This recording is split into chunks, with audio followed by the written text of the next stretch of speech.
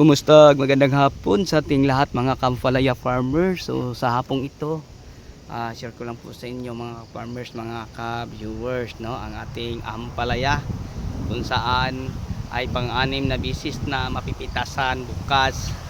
Okay, so unang-una mga ka-farmers, big love shout out po sa lahat nating mga audience, no, mga sharer, mga commentator, mga new subscriber o mga subscriber nating patuloy na inaabagan ang ating mga upload na mga video. So pasensya na dyan po, no, medyo mga ka-farmers dahil napaka ingay po ang aking paligid na dahil sa sobrang lakas po ang hangin ngayon, no, napakalakas ang amihan mga ka-farmers. Tapos ang tali namin na twine, napakaingay yung tali natin sa kamatis. So yung mga sapong ito mga ka-farmers, share ko lang po sa inyo, no, yung mga magagandang insecticide na gawin nating pang maintenance sa ating ampalaya. So paano ba natin maiiwasan mga ka-farmers yung mga manunusok? So yun po ang ating pag-usapan sa hapon ito. So paano ba natin maiiwasan? So ngayon mga ka-farmers, share ko lang po sa inyo. Alamin natin mga ka-farmers kung anong klaseng insekto ang manunurok o manunusok ng mga bunga, kaya biglaang magdilaw mga ka-farmers ang mga bunga po ng ating ampalaya. So ngayon mga ka-farmers, bago natin umpisahan ang pagbahagi sa ating mga karanasan dyan, hingi naman po ako ng isang favors ninyo. Huwag naman nyo kalimutan, no, mag like and share at paki-comment naman kung isa kang baguhang viewers.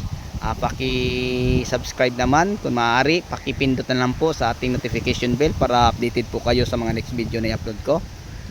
So kung nagustuhan nyo mga ka-farmers, yun lang po, no, paki-share na lang po. Okay, so ano po ba ang klaseng insekto?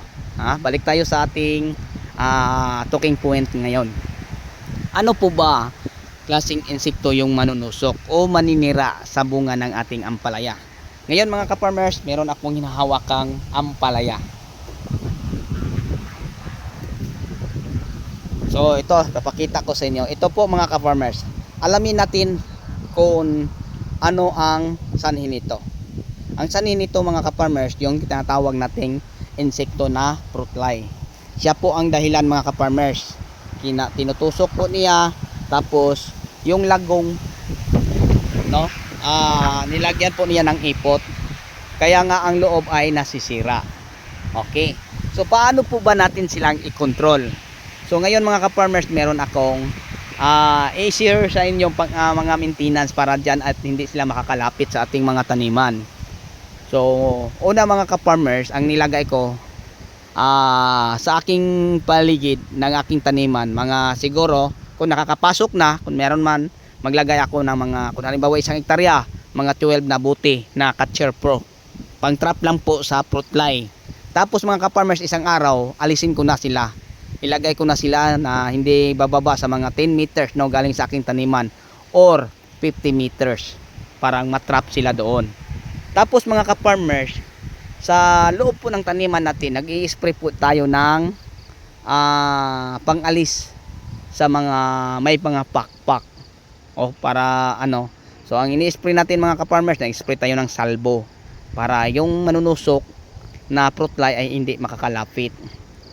Okay, nag-spray din tayo ng mga gold, murahin lang mga produkto pero malaking bagay din mga ka-farmers. Nag-spray din tayo ng alika. So yung mga nabanggit kong produkto mga ka-farmers, kung meron man kayong dalawa ay sapat na po, no, sapat na po. So yun po. Okay, so silicron pwede din, or finant. So feed din sila mga ka-farmers, parang hindi sila makakalapit kung meron man kunti lang. So una, uulitin ko, nagamit po tayo ng pang trap. Ang ginagamit natin, pwede Supernet, pwede din Catcher Pro. So yun po ang ating gagamiting pang trap sa mga fruit fly, yung mga putakti na manunusok katulad ng pinapakita ko sa inyo. Yan, damage po ito sa tinatawag nating putakti mga ka-farmers. Okay, so yun lang ha. Sana po ay may natutunan kayo sa ating short video sa hapong ito. Kung meron man kayong mga katanungan, pakilagay na lang po sa ating chat box session. Kung meron man kayong ipapagawang video o content, gagawa natin mga ka-farmers, basta wala pa lang tayong content na nagawa yan. Kung meron na mga ka-farmers, pasensya na po ha. ang i-reply ko sa inyo, paki-check na lang po sa ibang video kasi meron na po tayong video patungkol dyan.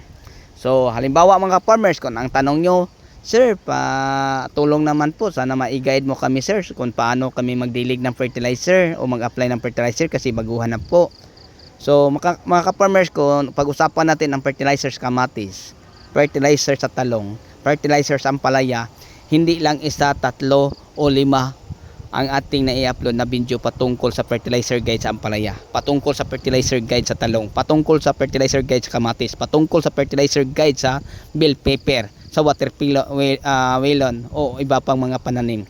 So meron na po tayong na-i-upload mga ka-farmers, kaya nga panoorin yun lang. So kung isa kang farmers na nag-request patungkol dyan, kung hindi man tayo magawa ng video, ito lang mga ka-farmers ang favor na hingin, huwag lang kayong magalit sa akin. Kasi sabi, ang iba daw pinagbigyan ko, siya hindi, unfair daw ako. Ay ang sagot ko sa kaniya ka-farmers, meron na po akong video patungkol dyan. Kaya nga ginayad ko siya, sabi ko sa kanya, kung ang problema mo mga ka-farmers ay yung pisting insektong whitefly, i-search mo lang paano natin puksain ang pisting insektong whitefly. May lalabas din sa ating mga video. Alam nyo ba kung mga ka-farmers kung bakit? Meron na po tayong almost 1,004 ka video. Ang karamihan mga ka-farmers mga update. Pero meron tayong mga video tutorial na kapupulutan po niyo ng aral. Yung mga long form video natin mga ka-farmers, yun nakakatulong din. So yun lang po. Tapos meron tayong tag 5 minutes, 6 minutes na nagbabahagi sa mga ginagamit. Yan lang po.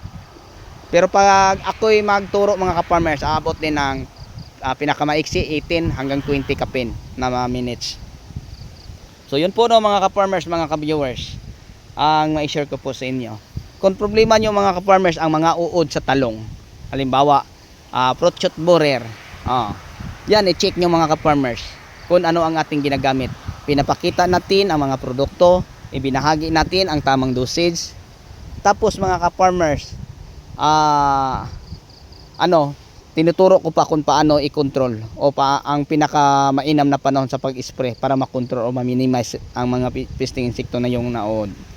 So yun po mga ka-farmers no, ang ating mga content. So may iba pa tayong mga content mga ka-farmers. Ang iba ay patungkol po sa mga fungus, patungkol po sa mga bad bacteria. Kasi mga ka-farmers, ang fungus iba din ang mga bad bacteria. So, meron tayong mga tutorial mga ka-farmers kung paano natin magawa ng solusyon pag bakterya. Meron po din tayong mga video tutorial mga ka-farmers kung paano i-control natin ang mga fungus na nakapasok na sa ating mga pananim.